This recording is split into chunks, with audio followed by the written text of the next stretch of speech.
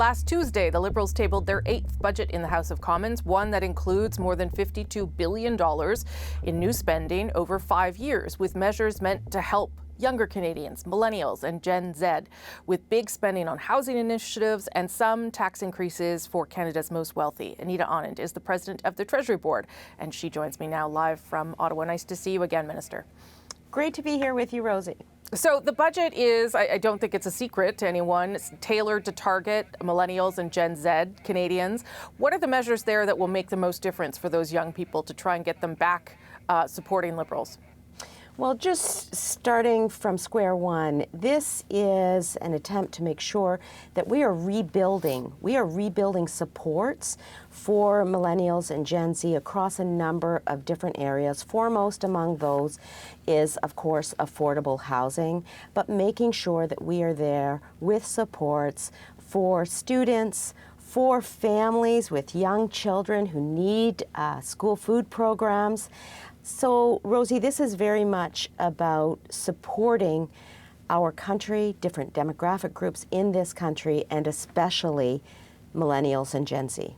And why is that, Minister? Is it because the government did not do enough for them in the first place? How should we understand that? Over the course of the last number of years, we have increased supports, for example, for seniors, with increases in the OAS and the GIS. And those supports take up a large proportion of the federal budget or the federal spend every year. We want to go back to the drawing board and say, look, there is a sector of the Canadian population that needs us now more than ever, especially because everyone deserves the right to be able to rent or own a home.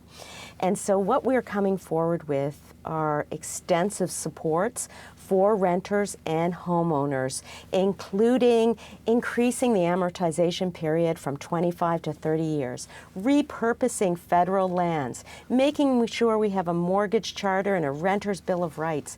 These are significant changes to the landscape. They build on the fall economic statement where we remove the GST on purpose-built rentals, Rosie. And so what we're doing is saying across the board, how can we help this generation with affordable housing?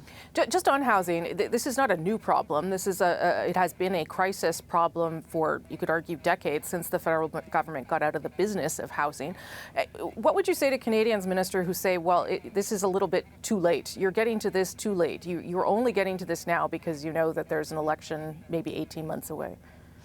Actually, that's not the case. We have had a national housing strategy before this budget. We've seen Minister Fraser go across the country, signing in an unprecedented way agreements for building affordable housing across municipalities, bypassing the province in some cases.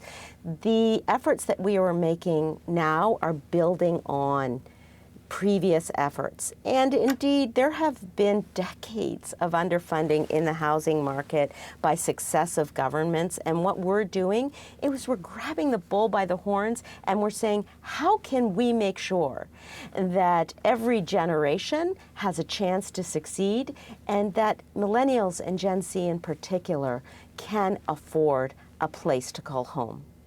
I want to talk to you about the capital gains tax increase, because entrepreneurs, particularly those in the tech sector, have been raising red flags about it. They say it's actually going to stall economic growth, that it will not help with productivity, that it will cause people to not want to move to Canada. How do you respond to that, and why did that tax increase have to happen? Because we are being so ambitious with supports to numerous demographic groups in our population. We need to make sure we maintain our fiscal prudence. We have the lowest debt to GDP ratio in the G7 that is set to decline. We have a AAA credit rating and we have historically low unemployment. The IMF just last week said that we have the best managed budget in the world. And so in order to maintain those fiscal guardrails, we do need to ensure that we have some revenue coming in. This is a very limited way of ensuring that that occurs. And in terms of the capital gains tax itself, we are not taxing the principal residence. We are allowing it to kick in only after $250,000 of capital gains at the lower percentage, which is 50%. And it doesn't kick in until June 24th, so it gives people time to examine their particular portfolios, speak with their advisors, and decide what is best for them. Another criticism has been about the disability benefits put forward in this budget. It was, of course, your government that put the disability legislation in place. And so I think there was an expectation in that community that the benefits would be significant. But many advocates say it is not enough, $2,400 a year. Why was the government not able to really fulfill its promise to Canadians with disabilities to make sure they are out of poverty? It is a very good and worthwhile point and discussion to have.